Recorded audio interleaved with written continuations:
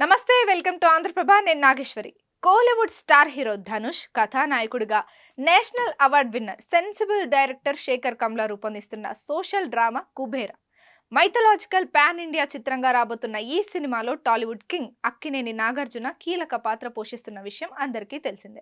తాజాగా king Nagarjuna first look ను makers reveal చేశారు. స్టార్ స్పోర్ట్స్ వేదికగా IPL 2024 ప్రసారం మధ్యలో విడుదల చేసిన నాగార్జున ఫస్ట్ లుక్ గ్లిమ్స్ సినిమాపై క్యూరియాసిటీని పెంచింది. Sunrisers Hyderabad versus Rajasthan Royals IPL game సమయంలో కింగ్ నాగార్జున ఫస్ట్ లుక్ ను టెలికాస్ట్ చేశారు.